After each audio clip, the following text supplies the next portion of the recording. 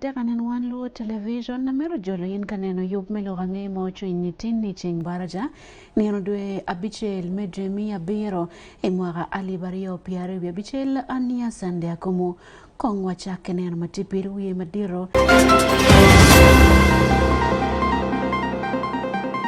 Kemiyo tam kilufu magiti ya choni meloko nen giloko mpu wako loko dok biashara kono gitiyo bene kwere megwaka iko madoki marajo meya loko mepinye Uganda. It was a practice that we're trying to manage with the farmers.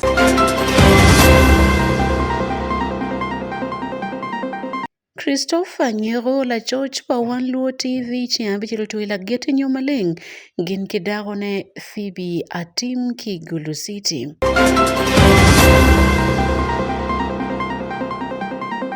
Karong jomatika kwa kingole ya Rua City gumoro kwa kamgamente nipitika teno kogin iyo maupore marwate kirome kony magen mironi.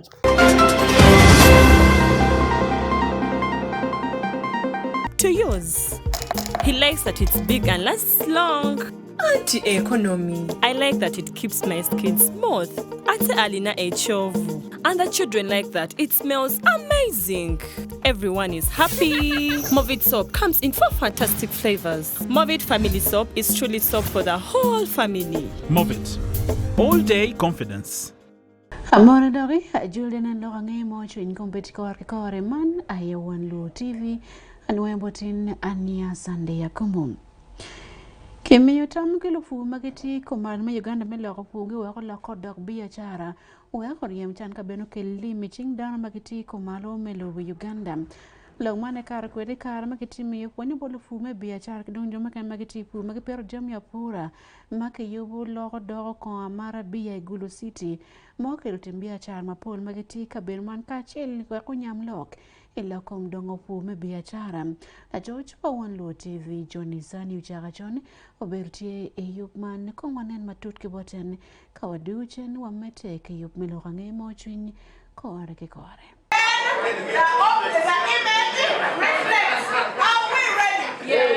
Beni lufugu lok neno gi ikumfu magifuru chalo biachara wego bet kikero medon ifugi. Emmanuel Njuku, manager corporate affairs in Nile Breweries, ulogo kilufu ni umieru gunen kero magitika tuto kerifu chalo me biachara wego kongi medon nongolim madit pieni genetiki chuk piji mafura magifuru ni. There was a practice that we're trying to manage with the farmers.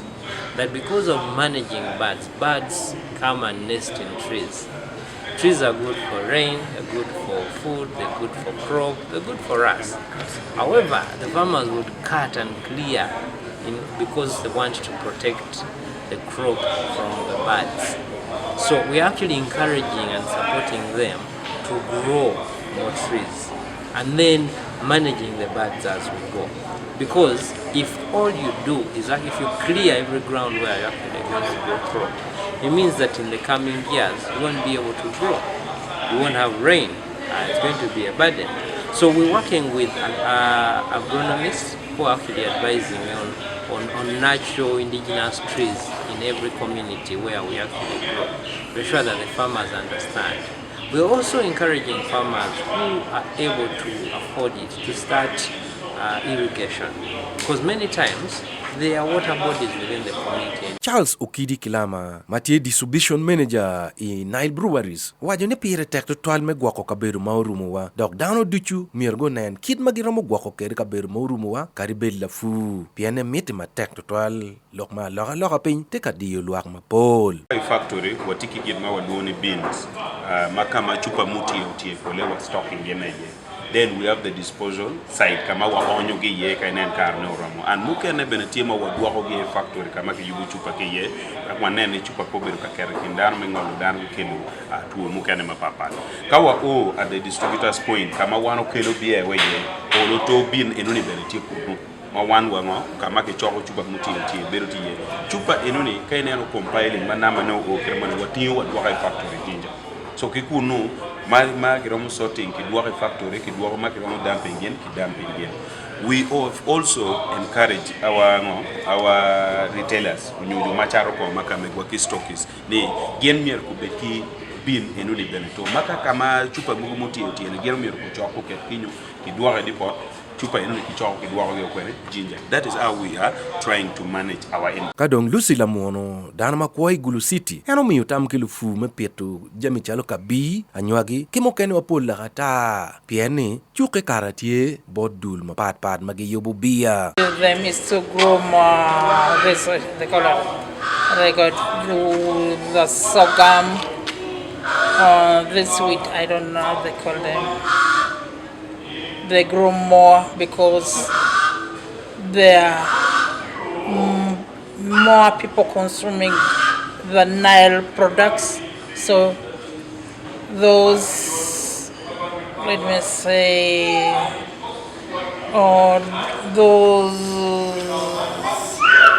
what is needed to produce our beer, the beers should be grown more. Manu beru tamme choko chwiny lufu ma iya chuli neno ni gukero chwinygi ifu chalo biachara weko konygi meriemo chan pi Wan Luo TV Jonisani uchaka chon Igulu City. Yom chuin kilelo berutie ruma malo ichiambi chil maokare ni kar manyom malengo berutie ikin Christopher Nyagola tich pa Vision Group matiyo pi Radio Rupinyo Wan Luo TV kidong niyo Vision gin kidago ne Phoebe ya team makodo nyo malengo tuwe laget kichiambi chil nendo angwen medremi abiri mwakaman ki Igulu City. Yob mano berutie odlega makiloni Church of Jesus Christ of the Latter-day Saints matie en ibadeke la UB Division la church pa Wan Luo TV Jackson Kitaro berutie kono wanen nyoma lengi la tich pa Radio Rupin giman ke Wan Luo TV Christopher Nyego gen kidago ne Phoebe atim. Ikar menyo man Sister Jacqueline Orombi dago pa Patrick Orombi umiyo tam borlu nyom mebedo magi ware dok guchung ikengi labon neno ngat mo ke ken. Donc tu veux donc beru ni Phoebe ba Christopher beru pe Christopher donc we beru ngati in mathematics kiwe 1 plus 1 is equals to 2 ko ero ki odlega kiwe 1 plus 1 is equals to 1 pedam ngatu mo dago uchak neno Christopher ba so pay we pay pokin jonarioni chake dong tien Phoebe bene after here pedong wabi miero ni dago bedan neno kamu kene do bi neno ngara cheli kene kere ka gino mo peti na wad ma be me be ye adjustment neno ka gwa Christopher twaro kede de kere miero wa ngadi winyo twaro eno ni piano gino ati wa no pega that is the adjustment mo atika watu ni so mi adong wa ye me ngo me beru kila watu wa eno ni pian eno ni dong gino dong wan wa ye ki kin down away ba Christopher ye Phoebe ki kin down away tu ye na En beno miyo tam kilu nyom metiago pero mai adgi la bon luon ngat mo ke ken me konyo gi. You sharing, you share because the problem of sharing is have what? Have solved. Bete no gani de be sharing but down wenga. Bien jo ke anti nyego ata joni wanga bal. So yimbi cherwa Christopher timakuma po bi mini advice ma be. So ma fut pi ya ka but down wa ko tem kom be wona rioni. Ko share bloku ka do ngoy uba wanu wa bere atata ma pia rio ki wie beti ni mama baba nyo ba ma no bi la lo ki kenwa pia mama beru pin wa sorting lo wa ma dan wi wa wa ni do tu mo chon pena kitini mo yule baba na wa kitini mo yule ma bi du ko gan ti bi du ko bi dak gan la gete no me kia do me ti mo ini lagi ti permanent and pensionable peki biwara. Patrick Orombi, President Church of the Latter-day Saints, inge mogolu nyomi ochirogi mebero inyomgi waita pian gukero nyomgi inyim roba kauni konge bor roba nui chike ni bichobo promise di mago wenga metilo kan me promise a chiela bere tek beru bola choke that is about the life after marriage. Dan ka po pe gi nyome ka ki po ko nge po to ba ka gi tie nyome te kwa gi po pe bera go nya ngati mu jame wen ka che but dan ka ti nyom but church yimlo ba because you are not making covenant with your state only with your tribe or clan members only, but you are making covenant with God. Nyero inge karolagiat iching dagone waini nyomi tieme nyorugan ki marne ikom dagone Menyo tumana ki warna ki genne komi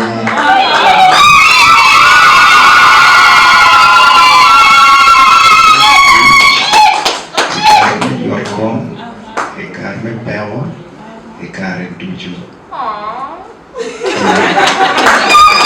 Pilok angea Wan Luo TV and Jackson Kitara.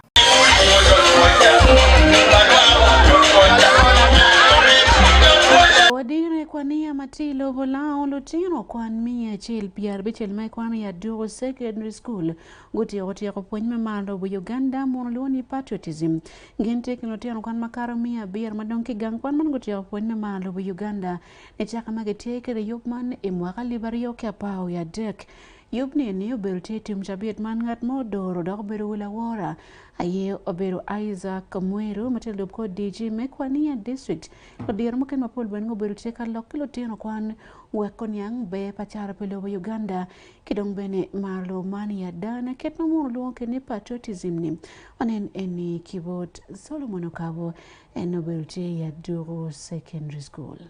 Otino kwan mia chel kede pira bishel mea Dihu Senior Secondary School otieko puonjere me maro lobo obaro patriotism training otino mia chel kede pira bishel amolimu puonjere me maro lobo iya Dihu Senior Muhammad kede welo tino mia biro amolimu puonjere me maro lobo ichukulu man chaka mwatu mia dio kede paru ya dek ame yuba man chahari kede kitame ola Daniel Isaac patron me patriotism club iya Dihu Senior tiro kede Jahare mohal funar ya piruwe deka me beru kere patron o passing out do tena me romo chong mi abiro au mahakar beru mia ya piru bisian janu tu passing mia chelu piru bisian punya ni en chumi war ke tu yero mara tek kapelare tu te ro kwan ke bagin na piru tek cuma ken tija tek Dama ajo jekania tia hidi ma Dihu Senior Secondary School.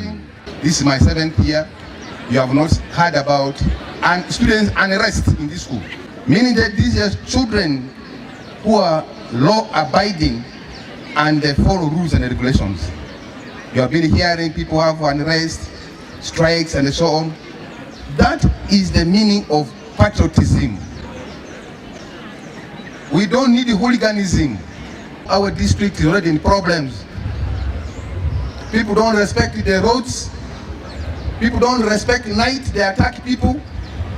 That's because we lack patriotism in our country. Ikaremechwa lotinu magi oho, Isaac Mweru, a contour RDC mekwania. Ochi hotinu magi, amoti kuponyere me maro lobo, meke tu ponyere mani teach. Observe the discipline that they have been that has been imparted in you. In whatever you do, regard yourself. You look at yourself 10 years from now, what would you like to be? Some of you saying, I want to be a general, a major general 10 years from now. Yes, but before you do that, keep yourself in this discipline, and then the rest will come. As the Bible says, that accept Jesus and everything else will be added unto you. Therefore today, accept discipline and everything else will be added unto you. Otino kwan amolo ko kere Wan Luo television. Onywa hongecha monu iponyere man. We have learned many things from patriotism. Patriotism helps us to be patriotic and it helps us to have love for our country. And this patriotism also is not just a school program, it is a government program and it is a good program. What I learned from patriotism was how to love the country and the historical messages we got from the country. Even also we learned how to respect our motherland, and we learned to know that Uganda is the pearl of Africa. And I've learned many things from patriotism. I've learned discipline, respect, and how to march. Patriotism Club oyabe Uganda emotumia riokera bongwen. Kuna duong lobo President Yoweri Kaguta Museveni ena ye chaho. A secondary schools are papat. A universities kere tertiary institutions. Ameti lo man. Kretame punyotino. Kereyuwa me maro lobo. Oboro patriotism. Amut pe Wan Luo television. Solomon Okabo. Ikwania district.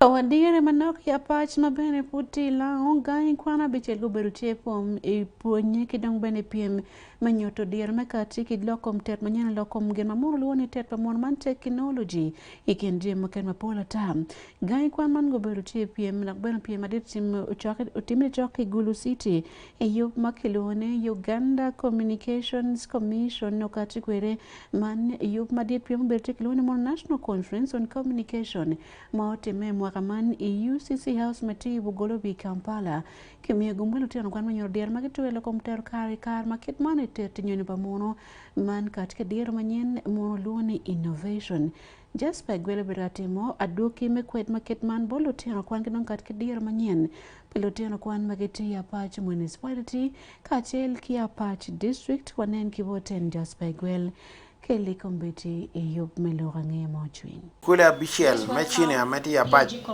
Utiamo, Yeherba Mamalikum Karaman, Manpi, one Maharaka Worgi, Ipima ICT, Ama Bergulu, Pitu Malamayugana Loro. And in the Apara Bichel made the man when Mohanikono, Dul Mayugana Communication Commission, Yava Dirty, Vitialma Pare, National Conference on Communication. Conference man pi national level na America bil berkara Mexico ni abero ni biro almen na biro bichel medo ma bichel no carne kono mohane anto yo mano to bin berkara me chor ko atura o temere man na jara dogi me kono tuo me bola berkara me ngol ko atura anto e chawane kono chukule magi tia medo ngi kongarman tia mo yi ko tingi agwa ro mamano ka berkara medo wotri pi merido na me tia dimere gulu mana wo bekere warga me chukule magido bere kare menungo me meyogi kare me kotino gi me ya would like to introduce to you her project by the title The Smart Plant Irrigation System. In this project we use some materials. The first material we use is the Arduino board. Arduino board is a microcontroller, a programmable microcontroller that uses a program logic. Here we mean the logic is the code. The second material is the relay model. Relay model is an electric switch to our system. The third one is the water pump. Water pump is a device that draws water from the reservoir to our farm. The fourth one is the soil sensor. This is a device that detects the dryness and the moisture content of the soil and forward the information to Arduino, which is our system's brain. So when it senses a dry soil, it forwards the information to Arduino, our system's brain. So Arduino translates the information, processes it into an electronic communication, send it to the relay to open the water pump. And if the water pump is open, water is now delivered to our garden, as you can see. You know, in Apache, we have more problem of power. What if there is a power breakage, like for more than 2 months? How will that system accomplish its work? You needed to research more on that. It's a very good idea. Just need to pan a bit on it. Research more on that. Otherwise, that project can help the development of this district and Uganda at large. So research is needed more on most of our projects. Wope kere pia mana ma bere gulu amedul ma UCC kere makere university en na me kono ti yongeye ikar me kono Wan Luo television bere kar me penyo gi ichenga bit mana wope kere pia mana ma bere gulu otala kero tin kwan me chukule magi ma bere kare me lo kere Wan Luo television ikineti yere school memory seed di boye SS kere chegere China secondary school gen kono bere kare me moko yobarge kere wodge pieman kanina mera bin berker kare me titege and we are hoping maybe towards the end of this month or at the beginning of next month before tamari on no PMU level region then kedi level national ame one chalmar seed uchi dan kere project ame to lo smart plant irrigation system ame utio wot ke to kana ja me wek ba piem ke do wor wa chukulu ken ati within the region, the northern region. Donc ye kere wa ti ro mamalo jamotia pola ame ti utimo in place.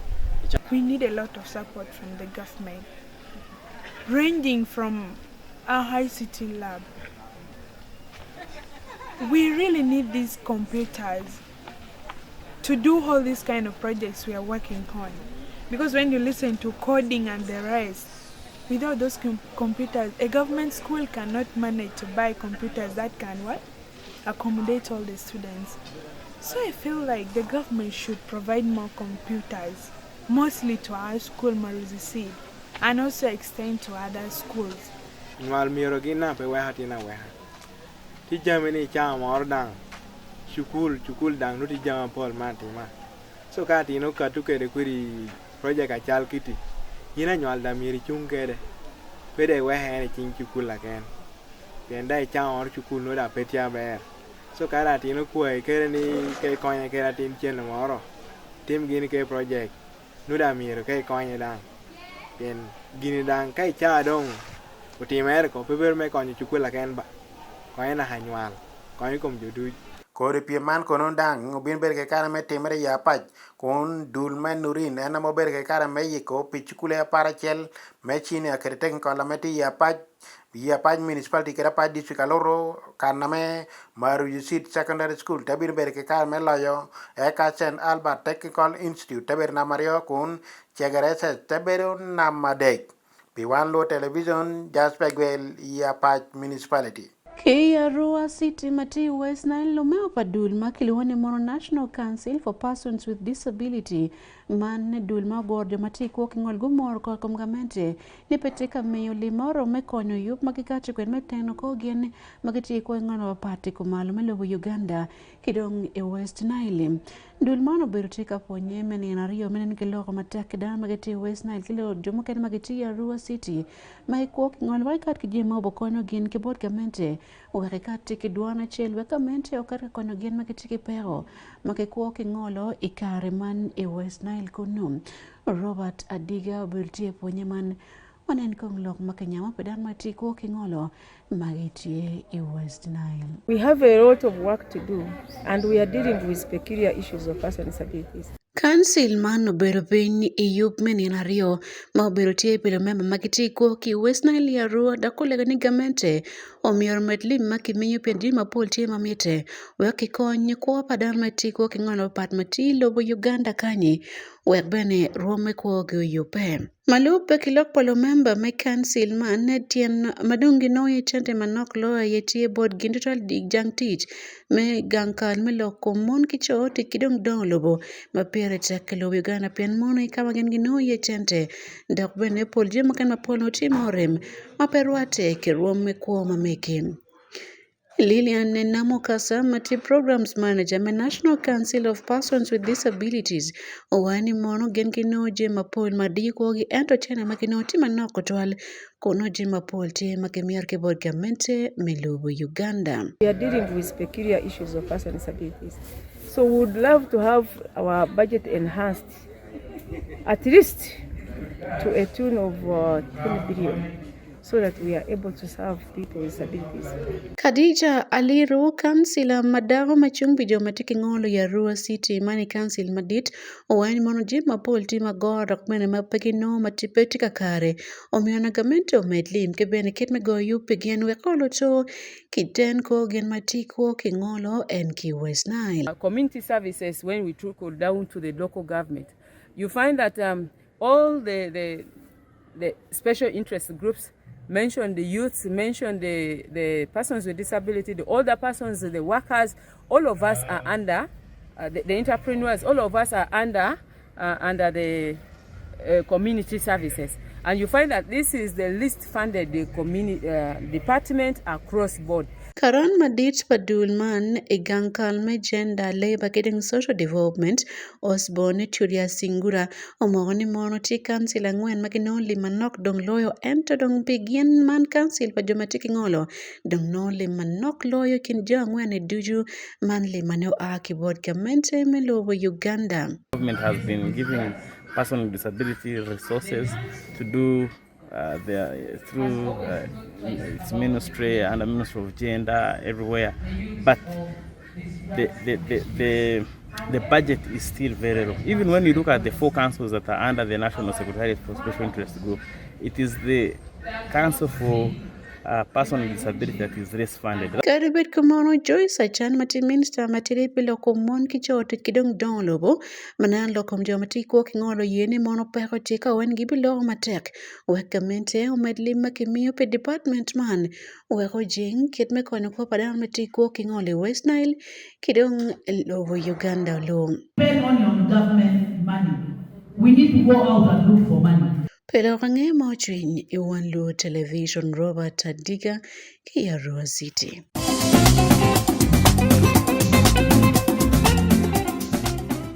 Ilorange mamaro biachar luchat ko makargin miya de kijomo kena makiti bene biachar maromeno obere kerme nango poni me gwako lim kibene nen ke gwako customer nyolo will eyop mo akibot Nile Breweries Limited. Njoki Emmanuel matingat maneno lokom doro chat ke wilete yop manete Nile Breweries wane moro chat ko mapol pegeti ngechi lokom ketme gwako chente we biachara kibene tit mabe kilo wilwa kunong chente yop mano time boma hotel Ligulu City wanen lorangeme biachara kibot David Magere.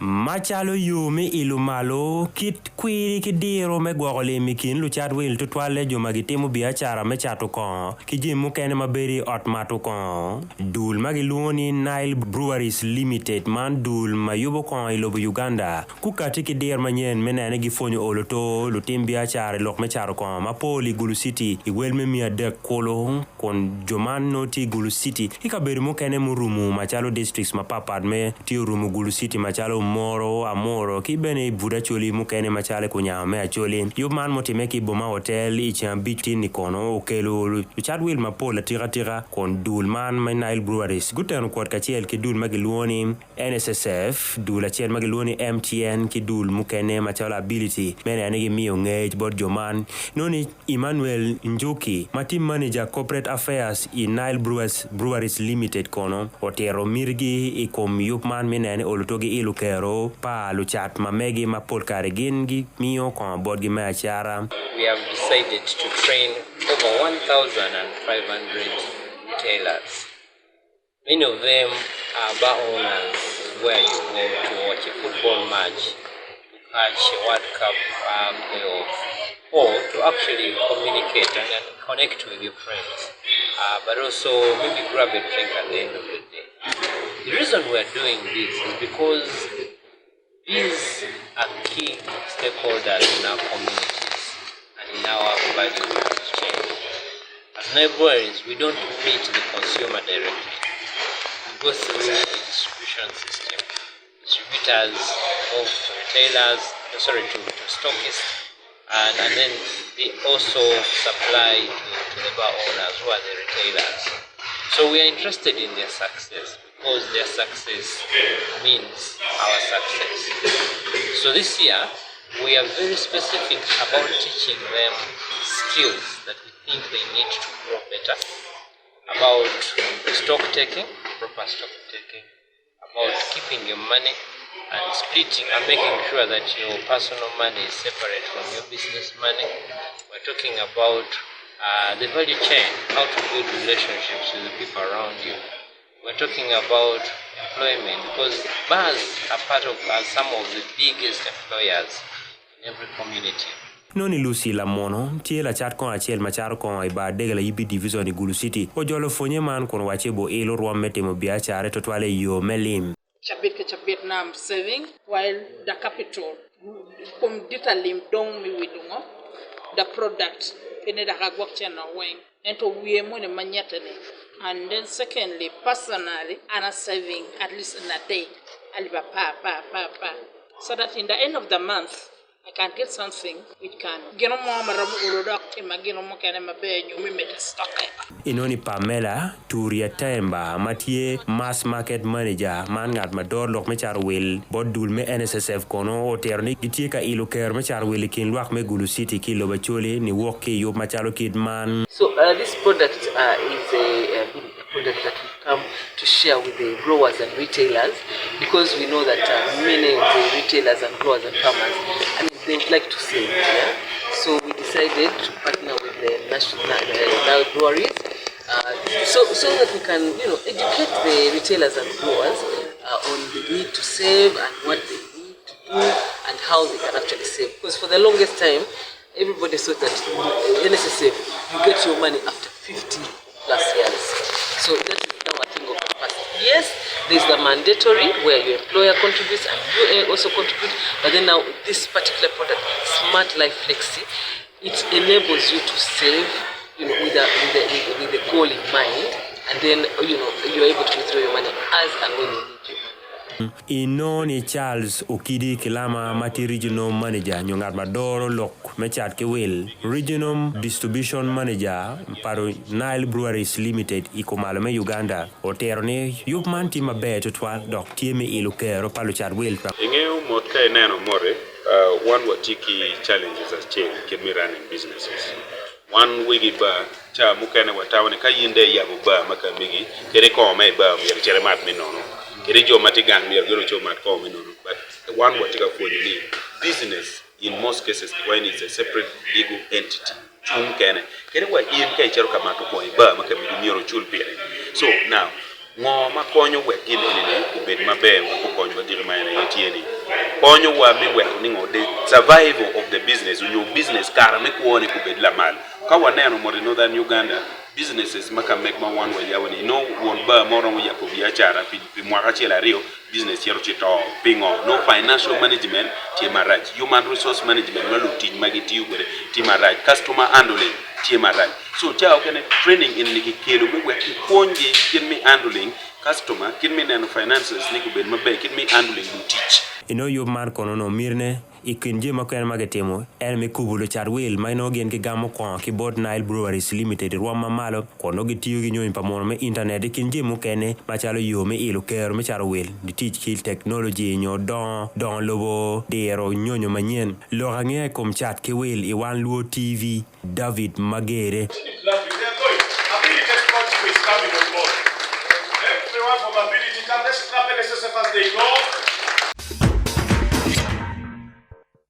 Kalong megi kone dul manen lokom turo dilo adon man turo bebunyo boxing man Uganda Boxing Federation ijaime ko man Uganda kwa ruwa pi make yobo man kiloni Friends of Boxing gengo yobo nepe wara nyime piantoro chek meturo nin kidoro turo medongo bunia ikomalo melobo Uganda onen kibot David Magere.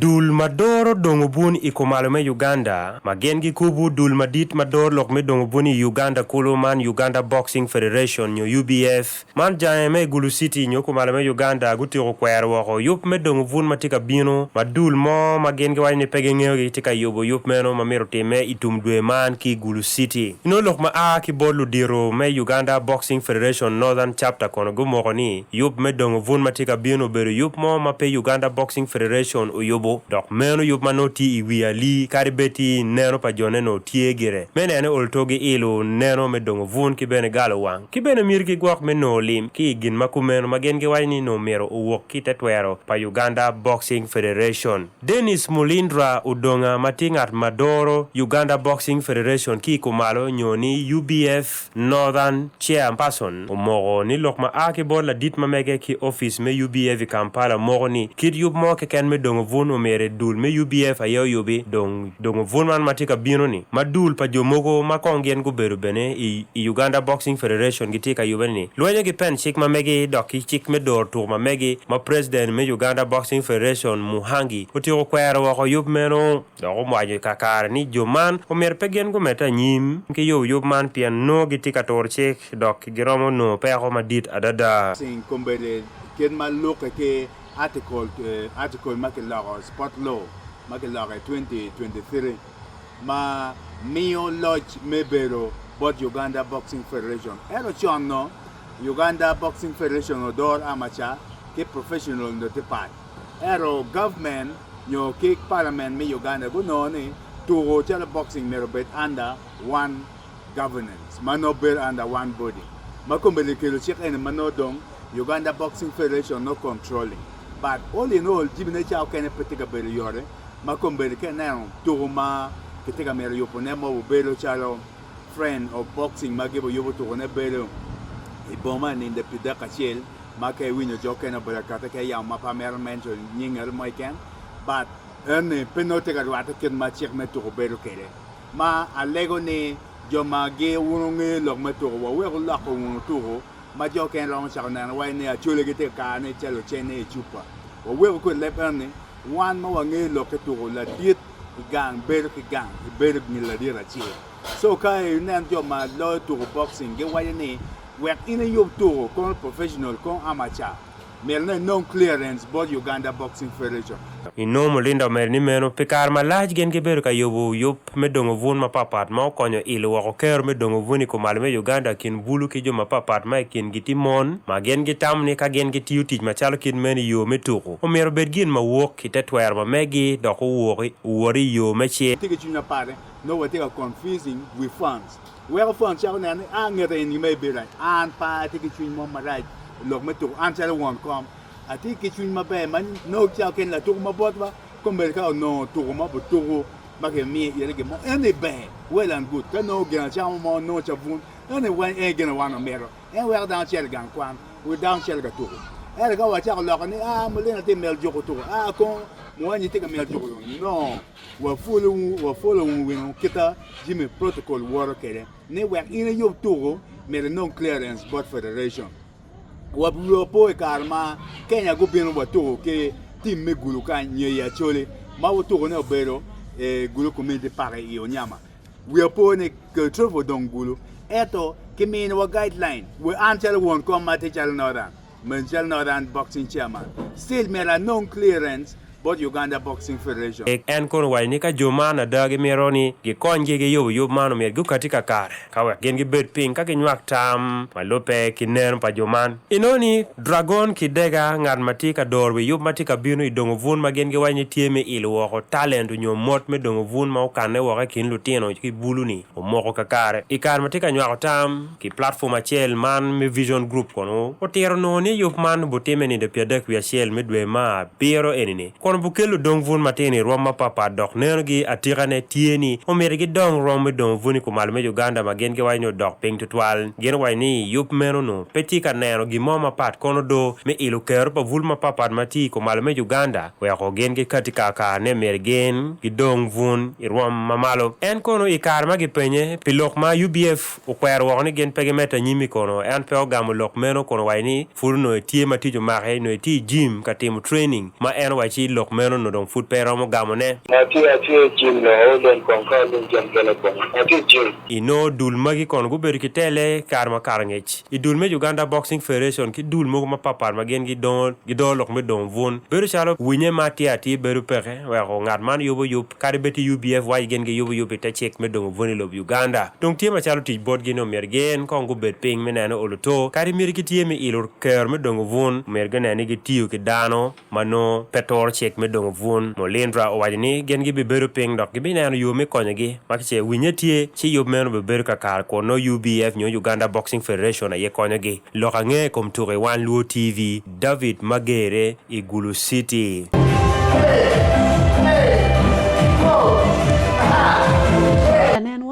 Gike yup milo rangi mauchi netin ki Wan Luo television tini ubero cheng baraja nildwe abiche ilme jumia biro o ya gike ne rangi man ubinwe pi indik ni chawa chen modiko inyim yup miru pintin ema kwero ka chel kipat Robert Larubi anya sande Akumu mete kineno wa yup makena biro pin kumbeti man aye Wan Luo TV.